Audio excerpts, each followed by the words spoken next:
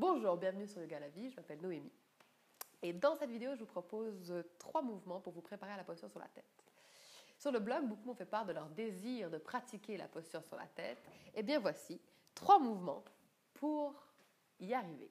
Ce que je vous suggère néanmoins, c'est lorsque vous arrivez pour faire la posture en elle-même, d'être accompagné soit par un professionnel du yoga, soit par quelqu'un qui s'y connaît, parce que la posture sur la tête travaille des régions du corps qui sont délicates, comme la nuque, et qui méritent une attention toute particulière. Néanmoins, la posture sur la tête est celle qu'on appelle la posture roi dans le monde du yoga, parce que c'est la posture qui a le plus d'effets bénéfiques sur le corps.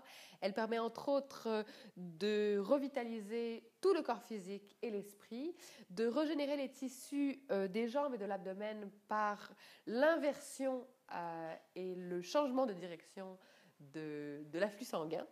Et aussi, cela permet de favoriser l'expiration parce que les viscères s'appuient sur le diaphragme et ce qui permet d'éliminer davantage de CO2.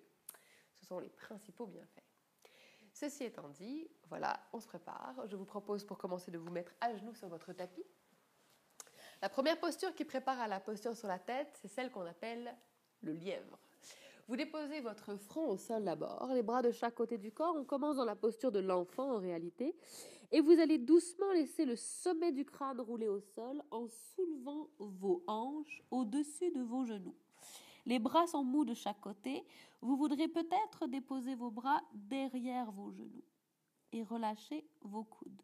C'est une option, ce n'est pas nécessaire. Les bras peuvent sinon être déposés de chaque côté du corps. Ce qui est important, c'est de ne pas laisser la nuque s'affaisser complètement. C'est de garder une longueur dans la nuque. Pour cela, des fois, il peut être intéressant de garder le dessus des mains au sol, les épaules loin des oreilles. Cela pratique cette structure au niveau des épaules et du cou qui est bénéfique et nécessaire pour la posture sur la tête. Dans cette posture, vous pouvez respirer quelques fois. Les épaules loin des oreilles si vous avez les bras longs.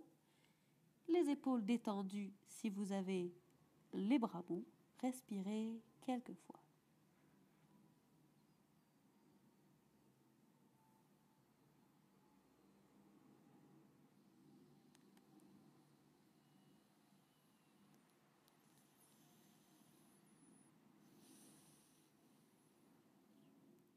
Après quelques minutes, vous prendrez juste un temps pour vous relaxer dans la posture de l'enfant, peut-être en roulant le front à droite, à gauche, pour détendre la nuque, parce que tout de même, cela crée, même si c'est seulement le haut du corps, cela crée une certaine pression.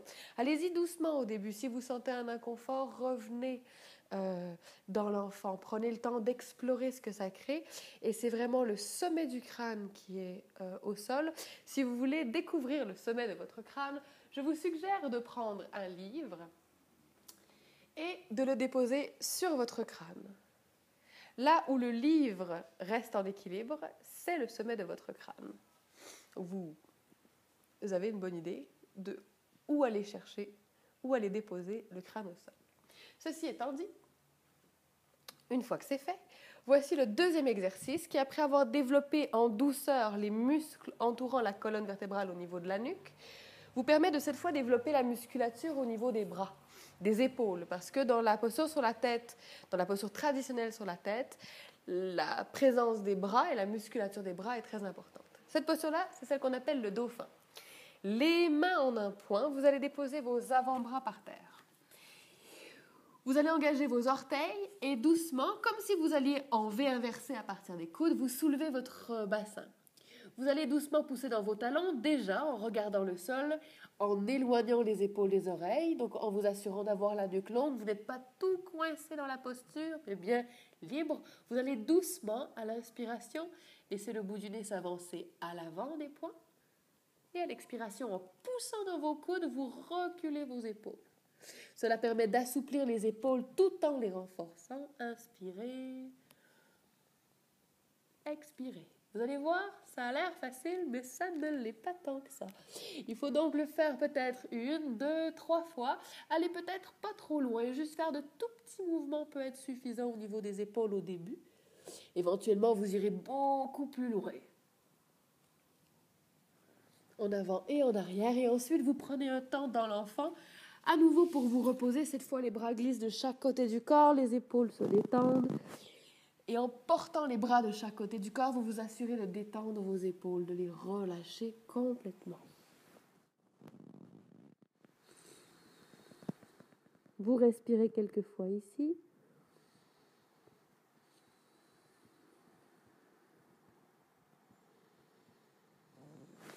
Et quand vous aurez pris une pause, voilà le troisième et dernier exercice qui vous prépare à la posture sur la tête. Cette fois-ci, les doigts vont s'attraper, les doigts vont s'entrelacer, les pouces vont rester vers le ciel. Vous ferez attention, votre petit doigt qui est juste en dessous, vous le placerez juste derrière, et non pas en dessous, mais bien derrière son voisin, pour éviter que votre petit doigt en dessous se trouve écrabouillé entre tous vos autres doigts. Donc, les coudes s'ouvrent de chaque côté, les paumes sont grandes ouvertes.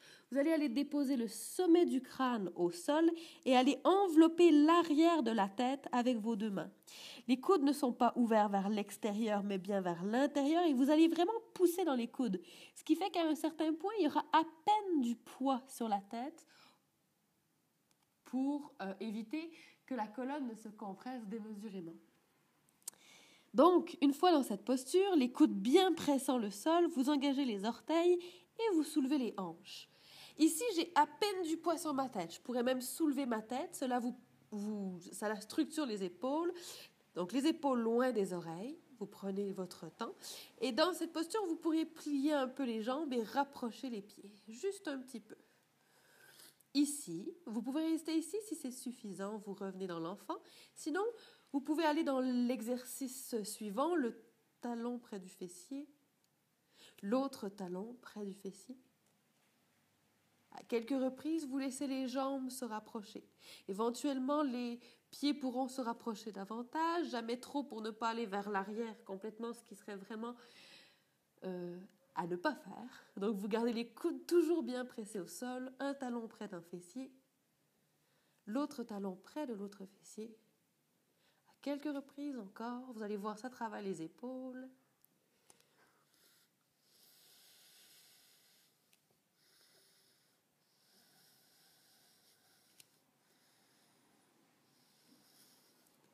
Et ensuite, vous vous déposez, vous relâchez vos épaules, les bras de chaque côté du corps, vous prenez un temps pour vous détendre. Très important après la posture sur la tête pour être sûr que la nuque se retrouve sans tension, que les épaules se retrouvent sans tension.